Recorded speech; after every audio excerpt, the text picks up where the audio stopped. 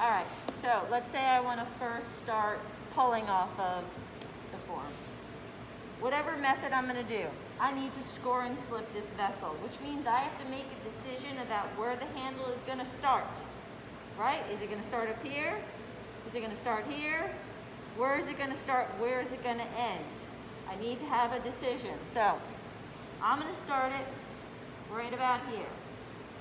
If you want one of these serrated ribs, you can buy one at the Craft Center Gallery. You will need to slip this. Now, for handles, usually I'll just use my slurry bucket, or I'll use water and kind of hydrate this, and then I go back and score it. If you do not score and slip well, your handles will fall off after bisque firing. So I make sure that's scored and slipped. I'm going to choose one of my lugs. First thing I'm going to do is I'm going to kind of tap this. So what I want to do is I want to widen out my attachment point.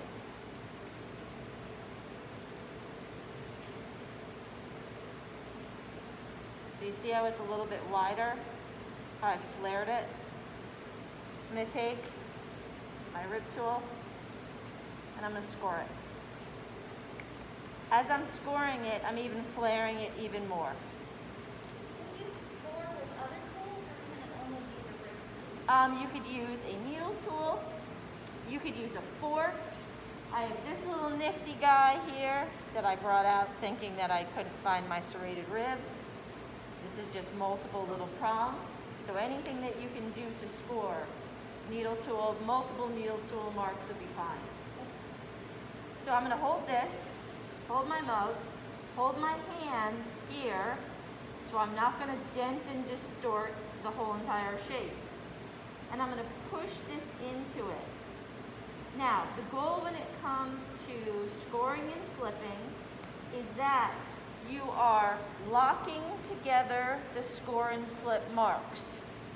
It's not that the handle is smooshed into the form. It's that the score marks are locked together. I don't have to blend this handle in to the point where all the edges disappear. What matters is how well it's scored and slipped and then locked in place. There's a mosquito there that is going to start eating me in about a second. Okay. So I'm just going to make sure that this looks nice in its attachment. I like to use a paintbrush to refine where I've attached.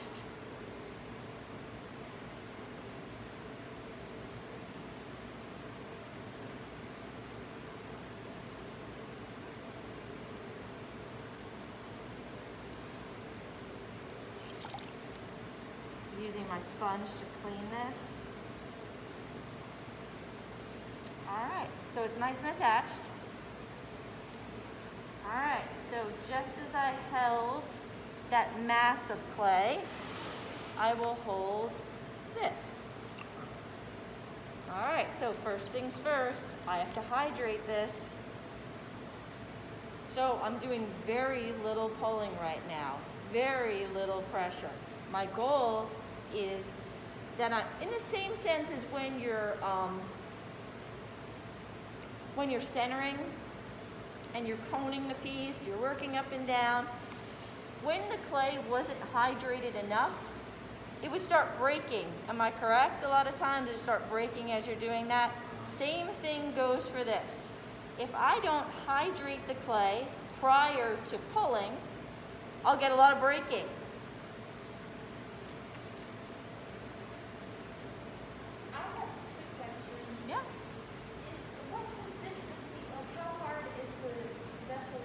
The vessel's about leather hard. Like I refined trimmed it. My trimming is done. Okay, so This you was, have trimmed it? oh yeah. This is one of them that I decided that I was going to trim flat. So it's all refined. I did still put it on the wheel and trimmed it flat. I stamped my name I made sure all my curve, this looks nice, this smoothed out. It's done. This is my last step. If you forget to do that, that's problematic. What's your next question? That was my next Oh, question. okay. So now I'm going to start pulling. Now, for me, I like to put pressure with my thumb.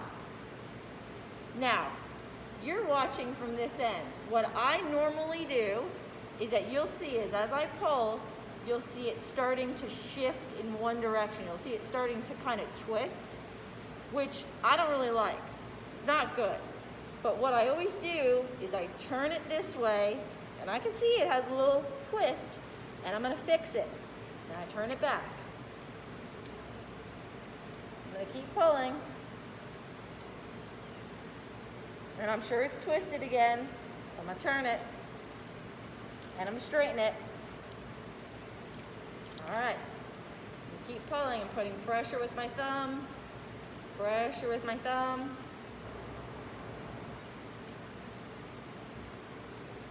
And I'm turning it to myself, and I'm going to straighten it. All right. Now, the nice thing about doing handles like this is as soon as I go like this, it automatically gives me the arch that I want. Automatic. All I need to do at times is go like this, push my finger into this and down, and I have a nice curve. I can also then stretch it that way, just a little bit, and I can also then just push this into here. I do not always need to score and slip the bottom of specifically this clay because it's pretty versatile. If my forms were really, really hard and I was trying to put handles on them, I probably would score both. Score and slip both areas.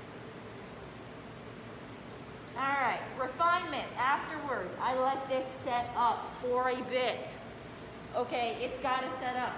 If I mess with it now, I'm going to mess it up. The only things I should do is make sure that my arch is what I want. So if I want my arch a little bit more, I can make my arch a little bit more. So I step back, I look at the profile, and overall I'm fine with it. All right, let's see if I have one that is already made. I still have to make a decision about where this handle is going to go, where it's going to start, and where it's going to end. So, I can test this out. I kind of like the idea of it starting at this curved line here, being kind of a low handle. I feel like this is a little small though for this one. So that's the other thing that's nice about doing this style is that you have a lot of choices. All right, so I made the decision about where my handle is going to start. I'm going to score.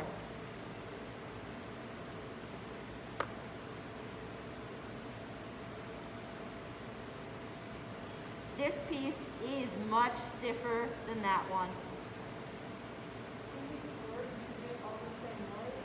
No, I'm going multiple directions. For this one, because the piece is a little bit firmer, I am going to give myself a score mark for the bottom.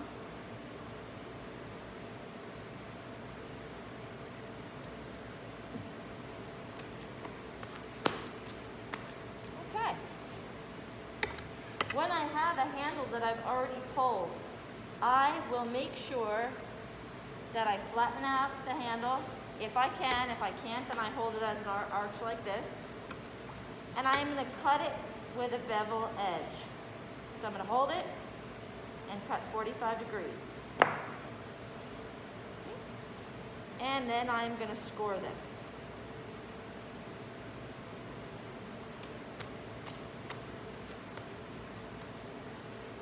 Then I'm going to take this and I'm going to push this up into the score marks.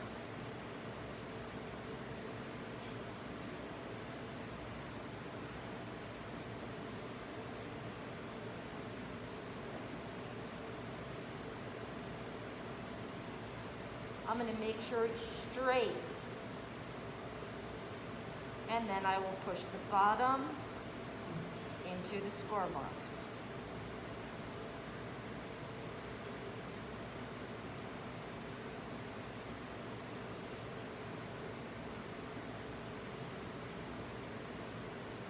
And I will still do cleanup of all my score marks that I did not cover.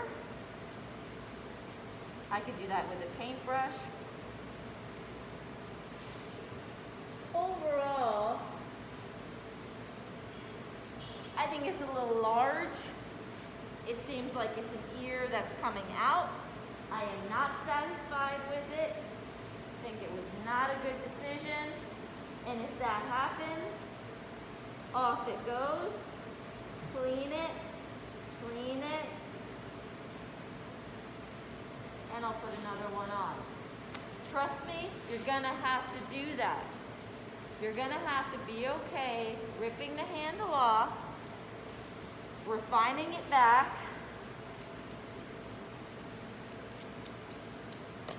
and trying again.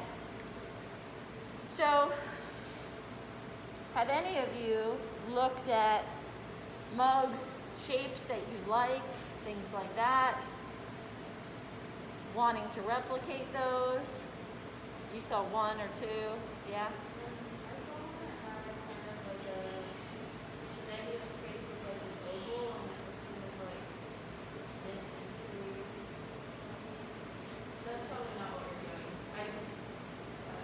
Well, I don't know what that looks like, but It was like a chunk kind of. oh, okay. I'd like you to pull the handles.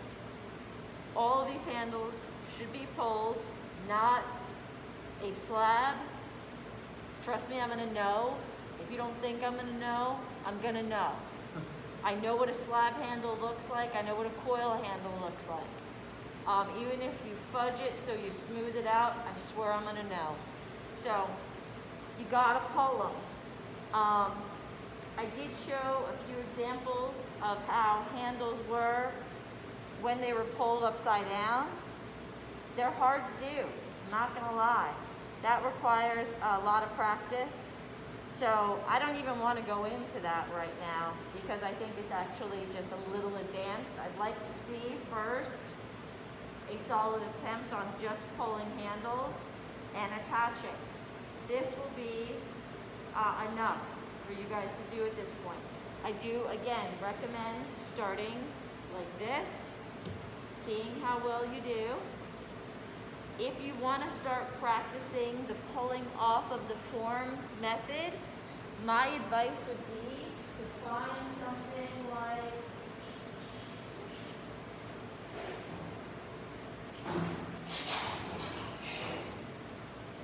this.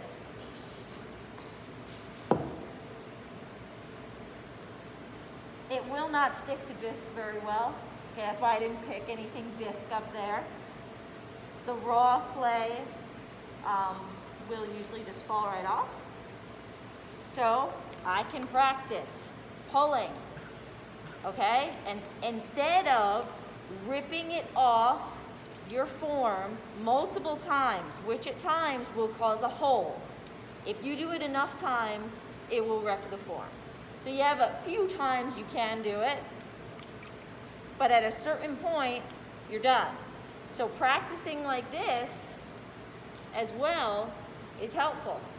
One thing I like about this kind of handle is that I can decide with this, it's going to be a very straight arch.